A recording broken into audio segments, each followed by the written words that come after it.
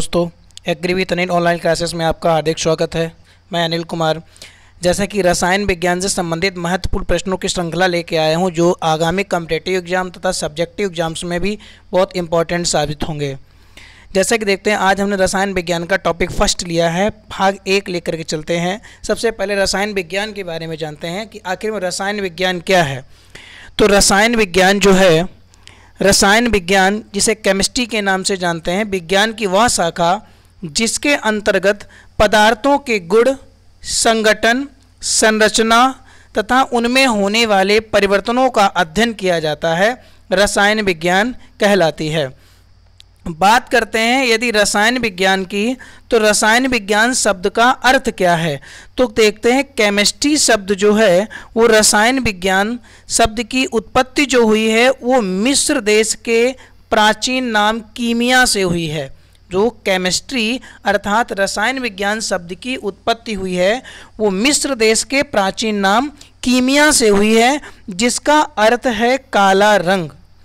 मिस्र के लोग काली मिट्टी को केमी बोलते थे और प्रारंभ में रसायन विज्ञान के अध्ययन को केमी डेटिंग या केमी टेंटिंग भी बोला जाता था। केमी टेकिंग के नाम से भी जाना जाता था। इसीलिए ये जो केमी टेकिंग शब्द है, केमी टेकिंग शब्द है, वो केमी से लिया गया है और ये प्राचीन नाम कीमिया से उत्पत्ति हुई है। इसी को बोलते हैं कीमिया शब्द से उत्पत्ति या प्राचीन नाम। तो इसका अर्थ होता है काला रंग। नेक्स्ट यदि बात करते हैं, जो रसायन विज्ञान हमारे हैं, रसायन विज्ञान के जनक की बात करते हैं, तो जो लेवोसियर हैं, एंटोनी लेवोसियर, इनको रसायन विज्ञान का जनक कहा जाता है। यदि विज्ञान में पदार्थ की बात करते हैं, रसायन विज्ञान में भाग 1 पहले बात करते हैं पदार्थ एवं उसकी प्रकृति। तो बात करते हैं पदार्थ या मेटर क्या होता है। मेटर, इसी को हम बोलते हैं द्रव्य।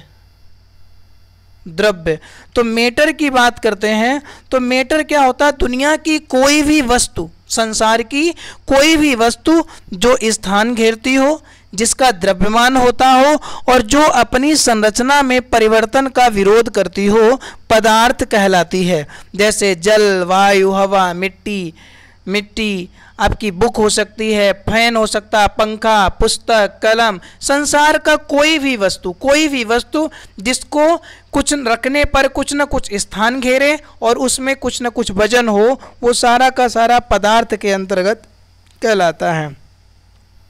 बात करते हैं कि प्रारंभ में भारतीयों और यूनानियों का अनुमान था। यदि पदार्थ के बारे में बात करते थे तो प्रारंभ में भारतीय और यूनानियों का अनुमान था कि प्रकृति की सारी वस्तुएं 5 तत्वों के संयोग से बनी हैं। ये 5 तत्व जो हैं वो कहलाते हैं क्षितिज, जल, पावक, गगन और समीर।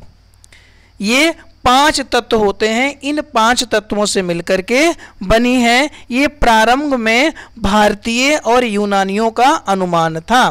बाद में भारत के महान ऋषि जो कणाद आए, कणाद के अनुसार उन्होंने एक पदार्थ की परिभाषा देते हुए कहा कि सभी पदार्थ अत्यंत सूक्ष्म कणों से निर्मित हैं, जिसे परमाणु कहा जाता है।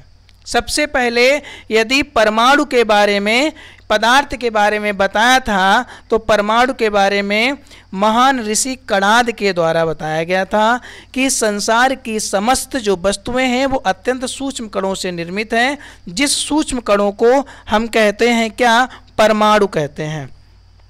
इसी प्रकार पदार्थ का यदि वर्गीकरण करते हैं, तो वर्गीकरण के अनुसार पदार्थों को हम मुख्य 2 भागों में बांट लेते हैं। एक तो भौतिक वर्गीकरण और रासायनिक वर्गीकरण। भौतिक वर्गीकरण के अनुसार पदार्थ हमारे 3 प्रकार के हो सकते हैं, या तो ठोस होगा, या तो वो द्रव होगा, या तो वो गैस होगा। जबकि रासायनिक वर्गीकरण के अनुसार पदार्थ हमारे 2 भागों में हम डिवाइड कर लेते हैं, या तो हमारा पदार्थ शुद्ध होगा या तो मिश्रित होगा। यदि शुद्ध होगा तो शुद्ध में हमें पढ़ना पर या तो वो तत्व से बना होगा या यौगिक होगा। तत्व यदि होगा तो तत्व में दो चीजें होंगी, या तो वो धात्विक होंगे तत्व, या तो धात्विक होंगे या अधात्विक होंगे। और यदि यौगिक होंगे, यौगिक में तो यौगिक हमारा या तो कार्बनिक होगा या अकार्बनिक होगा। दो प्रकार से होंगे, या तो कार्बनिक यौगिक होगा या अकार्बनिक होगा। यदि बात करते हैं हम मिश्रण की बात करते हैं तो मिश्रण में या तो हमारा समांग मिश्रण होगा या तो विषमांग होगा। इस प्रकार से तत्वों का हम वर्गीकरण कर लेते हैं। तत्वों के वर्गीकरण के अनुसार हमने दो प्रकार से किया। पहला हमारा वर्गीकरण कैसे हुआ, तो पहला वर्गीकरण जो हमने किया वो भौतिक वर्गीकरण और रासायनिक वर्गीकरण। भौतिक में हमारे दो प्रकार से आ जाते हैं, ठोस, द्रव, गैस, जबकि रासायनिक में दो आते हैं, शुद्ध पदार्थ और मिश्रण। शुद्ध पदार्थ को हमने दो भागों में बांट लिया, तत्व और यौगिक। तत्वों को दो भागों में बांटा, धात्विक और अधात्विक, जबकि यौगिक में दो प्रकार के आए, दो प्रकार के यौगिक आते हैं, कार्बनिक और अकार्बनिक। उसी प्रकार से मिश्रण में दो प्रकार के आ जाते हैं, समांग और विषमांग।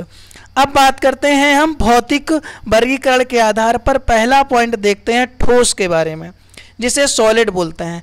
तो पदार्थ की वह भौतिक अवस्था जिसका आकार और एवं आयतन दोनों निश्चित हों, ठोस कहलाता है। जैसे लोहा या लोहे की छड़, कुर्सी, बर्फ का टुकड़ा, पेंसिल, लकड़ी का टुकड़ा, ये सारे के सारे हमारे ठोस के अंतर्गत आ जाते हैं। यदि बात करते हैं द्रव की, तो द्रव पदार्थ की वह भौतिक अवस्था जिसका आकार अनिश्चित होता है परंतु आयतन निश्चित होता है, द्रव कहलाता है। द्रव में एक कंडीशन होती है, द्रव जिस किसी भी पात्र में डाले जाते हैं उसी का आकार ग्रहण कर लेते हैं। जैसे अल्कोहल, पानी, तारपीन का तेल, मिट्टी का तेल, दूध, जूस, ऑयल्स, जितने भी आ जाते हैं ये सभी लिक्विड या द्रव कहलाते हैं। अब बात करते हैं गैस की। तो गैस पदार्थ की वह भौतिक अवस्था जिसका ना तो आकार निश्चित होता है और ना ही आयतन, अर्थात आकार और आयतन दोनों निश्चित नहीं होते हैं, गैस कहलाते हैं। ये जिस किसी भी पात्र में डाले जाते हैं उसी का आकार और आयतन दोनों ग्रहण कर लेते हैं। जैसे हवा, oxygen, nitrogen, carbon dioxide, chlorine, ये सारी की सारी हमारी गैसों के रूप में आ जाते हैं। यदि हम नोट में इम्पोर्टेंट देखते हैं तो देखते हैं गैसों का कोई पृष्ठ नहीं होता है, इनका विसरण बहुत अधिक होता है। विसरण मतलब ये बहुत अधिक मात्रा में फैलती हैं, इसे आसानी से संपीड़ित किया जा सकता है। अब बात करते हैं हम कुछ इससे महत्वपूर्ण तत्वों की, जैसे ताप एवं दाब में परिवर्तन करके किसी भी पदार्थ की अवस्था को बदला जा सकता है। मतलब यदि किसी भी पदार्थ पर हम ताप और दाब से उसमें परिवर्तन करना चाहेंगे तो उसमें बदला जा सकता है उसकी अवस्था को। लेकिन अपवाद में जैसे लकड़ी, पत्थर, ये केवल ठोस अवस्था में ही रहते हैं, इनमें कोई हम अवस्था परिवर्तन नहीं कर सकते हैं।